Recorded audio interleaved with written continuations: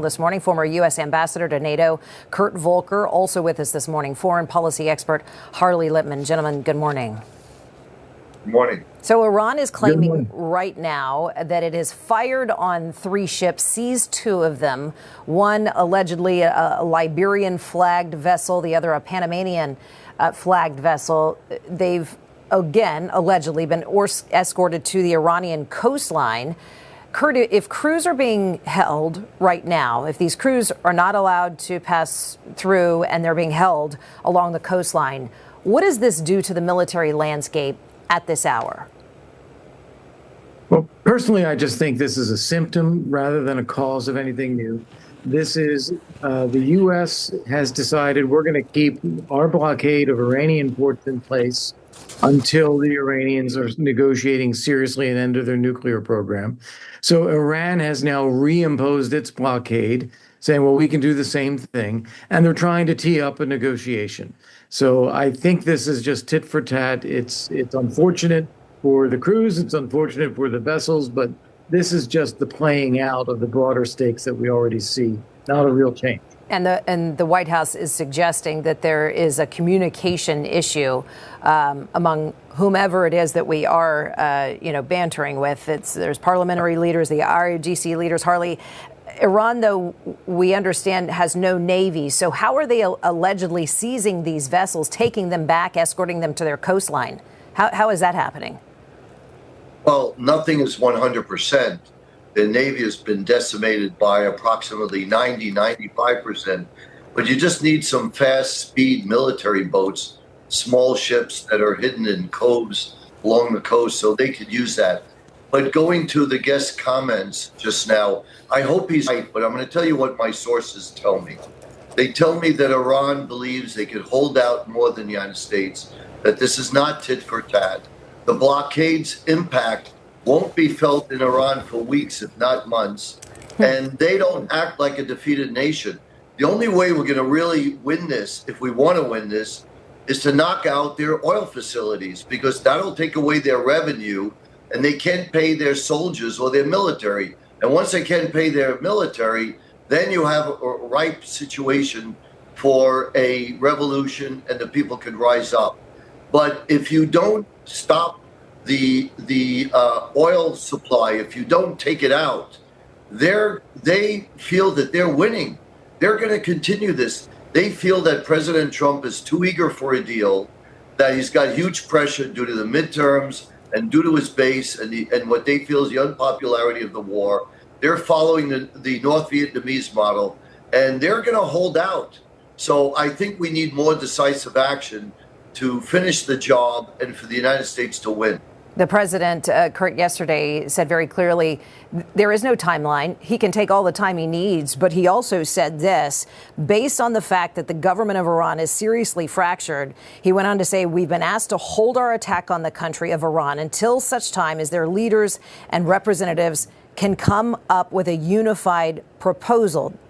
Is Harley right here, Kurt? The Iranian playbook is kick the can down the road, get reorganized, and just let the clock run out. Yeah, I don't think that's quite right. All due respect to Harley, but I think the Iranians do not want a large-scale resumption of hostilities. Neither do we. They do want oil and gas to flow, as we do. So the basis of coming to terms here is there. We have to figure this out. And I agree with what you were saying earlier in your question. The Iranians do not present a united front just yet. We're talking to some people who say we can cut a deal. The Revolutionary Guard Corps says, no, we're going to hold out. There's not a unified position. So I think we do need to see that we force them to get together. And then on the point about revenue, Harley's absolutely right about needing to starve the Iranian regime of the revenue they're getting from oil. And the blockade that we are imposing is doing that without destroying the facilities.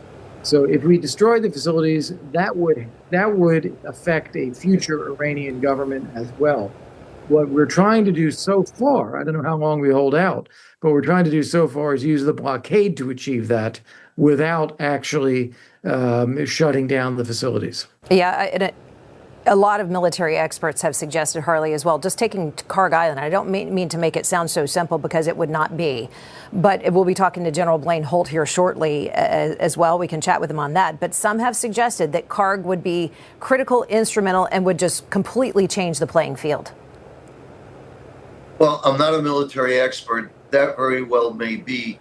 But what my concern is, and again, I'm going by sources, is that the United States has already taken out virtually all of the primary targets in Iran. And that so that the Iranians saw that they survived that. Their fear for the last 47 years has always been fear of a U.S. attack. Now that it's happened and they've survived, they are emboldened. And they feel that what's left is secondary targets. So they're not as afraid of the resumption of hostilities as they feel the United States is. They feel the United States is more likely to kick the can down the road, as given there's confusion as to the leadership.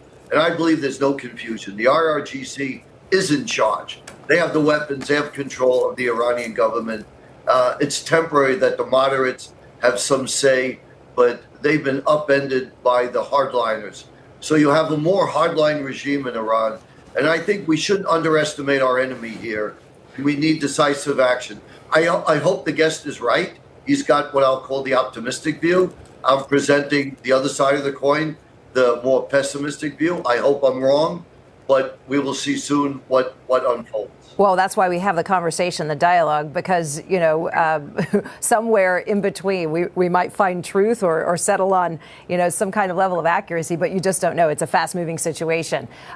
So the president does, to your point, Kurt, seem very focused on this economic noose. In fact, we do know that Scott Bessent has effectively cut off 7 streams through foreign banks, really choking off the money flow that's coming into the country. Iran, the president wrote on Truth Social, he said this: Iran is collapsing financially. They want the Strait of Hormuz opened immediately. Starving for cash, he wrote, losing $500 million a day. Military and police are complaining, he wrote, that they are not getting paid. And then he closed it by saying SOS. So if that trickle down does in fact occur, perhaps it's already occurring behind the scenes. A lot of times the diplomacy, that well, Harley, as well, behind the scenes, you're getting intel from various sources. Kurt, if that is true, how many days do you think this regime has left? Oh, I think they're going to remain in power. I don't think that they are going to be out of power at all. But I do think that they are facing more serious challenges than we might assume. The cash shortage will be important. That will cause them to negotiate. But part of the negotiation with the United States is they remain in power. So I think they will stay there. But we will get to a point where there's no fighting. The strait is open. They commit to something on nuclear weapons for a period of time. And then we keep at this. Harley, does that ever happen? Does Iran ever comply with any kind of nuclear demands? Great question. No, they lie and they cheat. We've been able to verify that many, many times. Even the International Atomic Energy Commission, basically a European organization that's not friendly to the United States, even they confirm that Iran lies. So we're going to need really serious enforcement. It'll have to be inspections anytime, anywhere. And we have to get the enriched uranium out of Iran to a neutral, friendly nation, not Russia, not Pakistan, but a nation that we can trust. And I'm concerned about putting a limit on it. That's what the Obama deal was. If the Obama deal stayed in place, it would have expired by now. Right. Think about that. Then the Iranians could say, hey, we honored the deal. Now we're going to make a nuclear weapon. We've complied. That is not a good outcome. So already I worry that we're showing weakness. And, this is really Trump's legacy. I know the midterm elections are important. The price of the gas pump is important. But his legacy now supersedes all that. This is about our children and our grandchildren. Are we going to live in a safer place or not? And I think, and he has to communicate to the American people that the price to be paid. The price of oil is going to go up. Iran may attack our allies in the Gulf.